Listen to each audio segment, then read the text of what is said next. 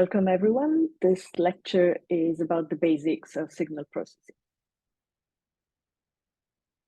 So the sensor data that is collected by mobile health devices, as described in the previous lecture, is some kind of time series data.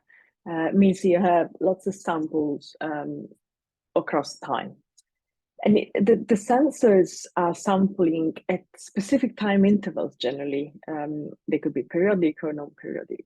And the data is therefore discrete, but it could be seen as relatively continuous.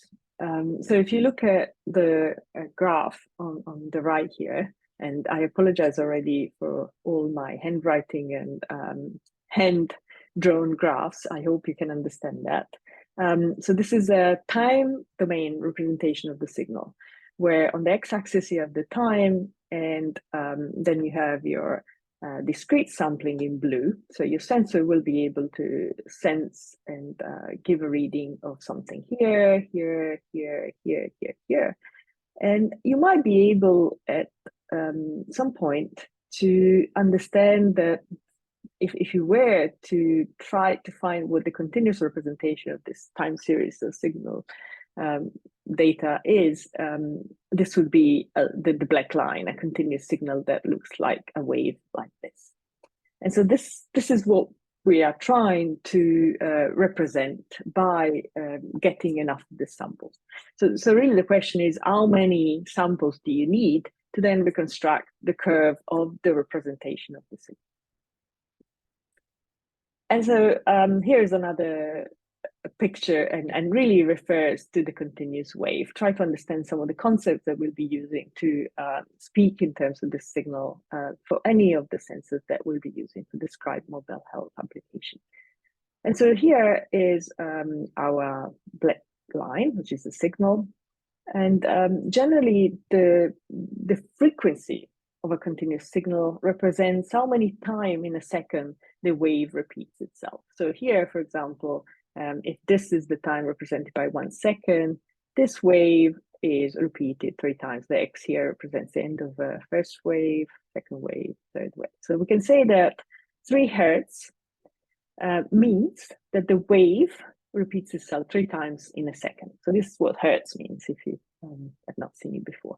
The period represents the time required for a waveform. So this is the wave, you repeat it 3 times. This is the blue bit here is the period.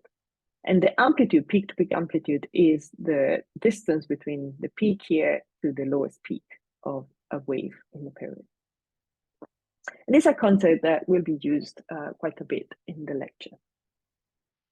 So just to keep you awake a bit, here is the frequency variation in various animals, including humans. So our hearing variation is between 20 Hertz and 20 kilohertz, but our cat's hearing variation is between 55 Hertz to 79 kilohertz. So there is an overlap because we hear about 50, both of us hear about 50, but the cats can hear higher frequencies, considerably higher frequencies than us. And here is just a picture I've taken that represents the hearing of various other animals. You can see that some, especially whales, dolphins, can hear lower frequencies as well as some higher frequencies as well. So the spectrum is quite wide. So how do we make sure that our digital sampling of the signal, which means the various samples that we have on the signal, represent the important characteristics of the sound, or if this is a signal, doesn't need to be sound, it can be a signal of an accelerometer or any other device, and we'll talk about them during the lecture. And so here I want to give you a little bit of recap of some signal processing important aspects. So if you have a signal, we said that here on the left, you have your samples detected over time. So your sensor is able to detect these samples here. And so you can fit the curve. So here, obviously, you might think that this is the curve you can fit. But here I give you an example of, yes, you can the black curve, which was suggestive, probably the first one you thought when I gave you this set of x's. Sorry for that. But you can also fit this green curve because all the samples are also fitting the green curve. So this phenomenon is also named aliasing. Aliasing means that essentially, if you don't have enough samples, if your the frequency at which you're sampling is too low, you might end up representing more than one curve, meaning that you are ambiguous of what your signal really is.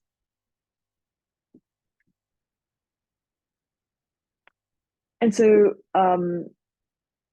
there's been some studies over this, and Nyquist is a researcher that was working at Bell Labs. They came up with a theorem, and that theorem helped a lot to disambiguate and find the best sampling rate when you want to represent some continuous wave by sampling. And so to avoid aliasing, the sampling frequency at which you sample your signal should be double the maximum frequency to be captured in the signal. So you need to sample at least a certain rate to have no aliasing. And so this defines the rate that you need to sample to have no aliasing. So the intuition here is that if you sample twice per period, then you're fine. You will have exactly that wave.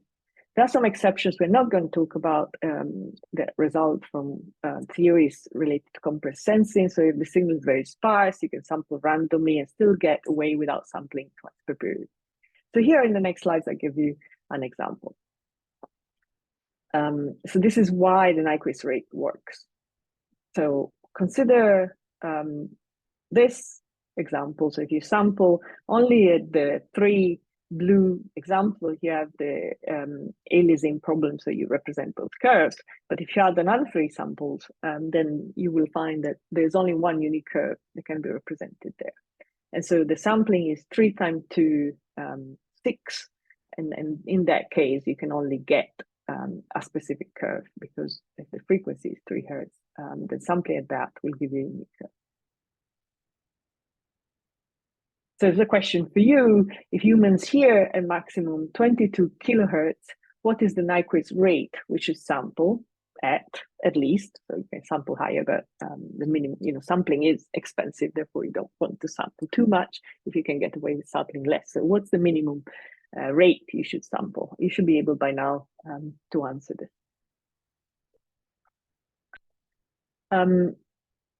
So I want to shift a little bit the concepts to something else.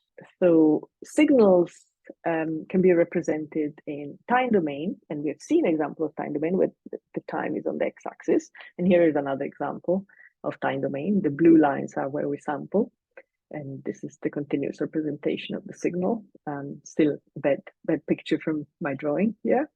But they can also be represented as frequency domain. So if this is a simple sine curve, then we can think of representing this at just one frequency. So the frequency f0 is really the number of times in a second that this repeats itself. And so in this case, it's just that frequency that we have.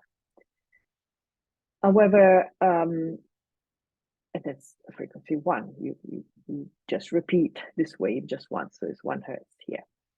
In this case, this curve repeats twice per second. And so the frequency here represented is 2.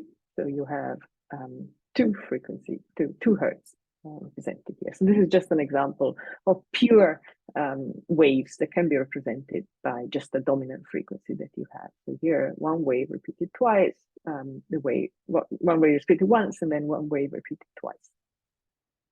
However, signals can be much more complex than this, as you can imagine. And so here you have again your 1 Hertz, 2 Hertz. And this is a composition of these two somehow. So if you try to sum the two signals. At each point in time, you sum these signals. And then you would have a curve that looks like this, very badly drawn, I'm afraid.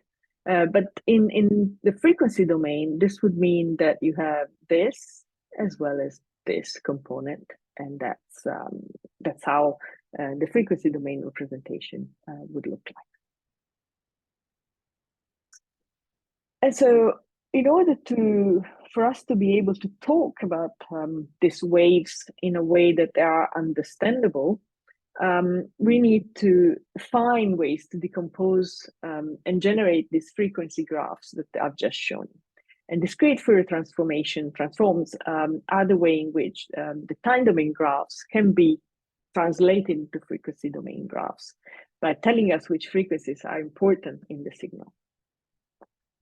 And how is it done? Well, this is done intuitively by taking the signal xi and correlating it with various sine and cosine waves at different frequencies. Now, if you consider this this multiplication, if you have that this function is similar to this function, this number will be quite high. Inversely, if this signal is very different from this signal, then this number will be much lower. And so if these two things are similar and have correlation, this number will be high. And if they're different, it'll be low. And so by using this summation of these various things, we can try to find the various sine and cosine correlations of the original signal, the various components of the original signal, to the different frequencies, and find that decomposition. And so a little bit of math here to make this a bit clearer. So if your function is represented, so let's say we represent multiplication of waves as such. So this is your function xn, and this is your analyzing function. So this is the yn, okay? And so this is essentially represented as this, where theta is this part here, but it's nothing else but a composition of cosine and sine waves. And so what we're doing here is, for each of the ends of this function, we are trying to see how this correlates with a function that contains cosine and sine. And so we can decompose this multiplication with, again, trying to correlate with cosine and trying to correlate with sine. So you see that this is just a decomposition of the previous function here. So here's the cosine and here's the sine. We just decomposed this because there was a subtraction inside the sum. And so by doing this, I now want to give you some examples of how this is done. So if you have n equal 4, we have essentially done this decomposition here for all the values k, essentially, values n z here. And you can see that each of them uses different parameters, 1, 2, 3, 4, 0, 1, 2, 3, sorry. And is doing it to find the decomposition of the various components of the various waves. So the result of it is a complex number, which represents a vector. The magnitude of the vector is the amplitude in the frequency domain. So it'll give you how high on the various frequencies, which are represented by the x-axis, how high on the y-axis this particular component is going to be. And so what are these waves that we're using to multiply? Well, obviously, because of that formula, just changing the parameters will change from sine, the sine waves, the 1 hertz, 1, 2 hertz, 3 hertz, and try to find all this correlation with these various sine waves and cosine waves. And so again, to give you an example of the output of this, we have, let's imagine we have this wave here, which is obviously complex, and it turns out this composed by 3 sine waves of various frequency, 1 Hertz, 4 Hertz, 7 Hertz, of amplitude 3, 1, and 0.5. And if we sample at 1 Hertz, then if we try to apply that decomposition, we find that this is the representation of the decomposition with the various amplitudes. These are 1, 4, and 7 Hertz. The reason why we have a split graph here is because we are sampling 100 Hertz. So obviously, because of the Nyquist, it means that we represent signals up to 50 Hertz here.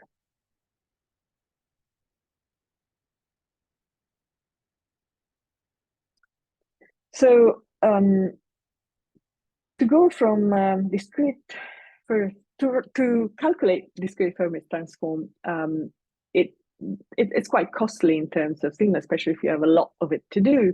And so fast-Fourier transforms, you might have heard of them, FFTs, are just a fast way to calculate DFT. The intuition is that they split the computation of hidden odd ends in the formula recursively and parallelize. And so while DFTs take O of n square, FFT take computationally take n of log or log n, which is much better. One of the things that is interesting to do is to go beyond time and frequency representation. The frequency, so the time domain representation as we've seen it is the one on the first image where, sorry, I should have put it here, this is time. And this is what we've seen before, the frequency domain representation. But what if we wanted to have both in the same graph? So if we wanted for each time point to know which frequency is represented then, because it would give us a lot more information.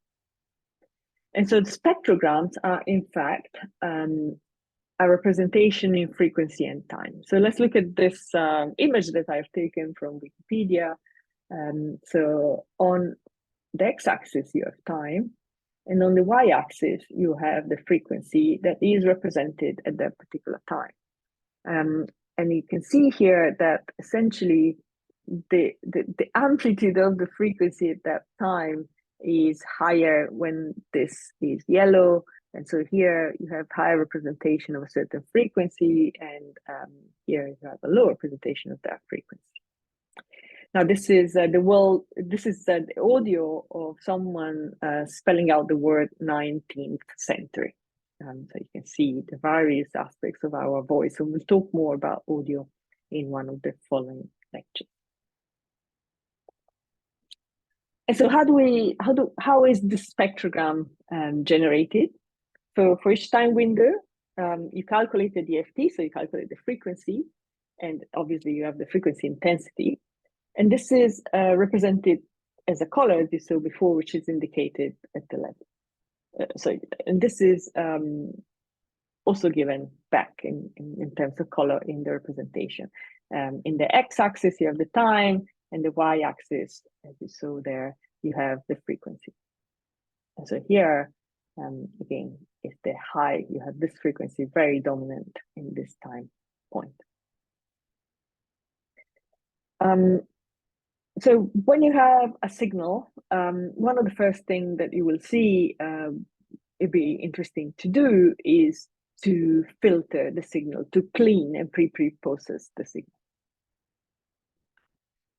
And so bandpass filters are a way of doing that. So they are kind of avoiding some frequencies to be carried on in your signal.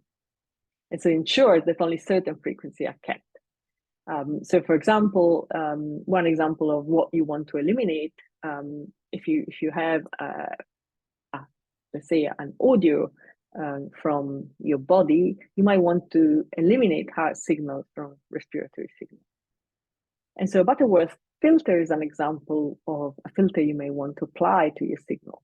And here is a really bad graph on this Butterworth filter.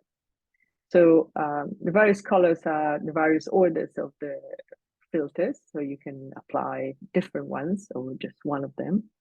And so if your signal has a certain frequency, and this is represented on the x-axis, what would happen to it after you pass it through the Butterworth filter?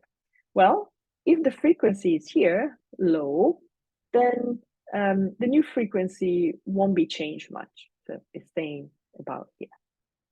However, if your frequency is high, let's follow the smallest one, the purple curve. The purple curve is like this. And so if the frequency is high, your new frequency will be very attenuated, it will be down here. The higher it is, the more it will be attenuated. So this filter will attenuate the highest frequency more than the lower frequency. There are other various filters you can apply. So I'm just giving you an example of one that is useful. One other useful thing that can be applied to signal is a wavelet transformation. So if we go back to DFT and short-time Fourier transforms, which are a variation of discrete Fourier transforms that we'll see, so just consider a portion of the time segment. So that's all that STFT is. They fail to capture time and frequency dependencies. So you only know at what frequency you have at that interval. And they only decompose the signal using sinoid basis function at different frequencies. While instead, something more complex can be applied. This DWT, the wavelet decomposition, use bases that are a bit more complex. They are wavelet bases. And they are zero only over a part of the total signal. I had some examples of it for you to show you. So these transformations, what they do is dilate, translate, and scale a version of the base wavelets. So they highlight some portion of the signals in a way that make them more understandable, and they're very good for pre-processing and the data. So how do they look like, this wavelet that we apply to the signal? Well, here are some examples of them. You know, they all have a similar shape, but what you would notice is that they're quite flat in some extremes, and they might highlight more at some point. Here is one that really has a higher amplitude, and here is one that is flatter. And so by passing these various wavelets onto your signal, so this red one will be passed, the black signal is at the bottom. So what you would do is pass your red wave first onto the signal by passing it here, then shifting it a bit, passing it here, passing it here, passing it here. And then you'll do the same with the blue, first here, then here and here. And then you pass the green one here, here, here. And they'll be able to highlight different regions of the signal and they're very good for denoising. And so I want to give you an example of it. And so this is one example that my student Erica produced for her paper. If you want to see the full paper, there's a reference at the bottom. And you have, we've taken raw heart sound audio. So again, this is an example from audio. This is how it looks like. I will talk about audio from the heart in one of the following lectures, but for the moment, just consider this this wave as you've seen previously. But once you passed one of the wavelet signal on it, you can see that it was able to flatten things that are not important in between the big hard sounds, which are here, 1 and 1, 1 and 1, 1 and 1. And so in between that, you have managed to get away with avoiding all this noise. And the wavelet denoising is quite common for this. And it really uses this ability of the wavelets of finding and attenuating the signal. A final example I want to talk about in terms of pre-processing of audio is the windowing example. And that is done by applying a filter function. Here's an example of a filter function, the hand function that is often used for windowing.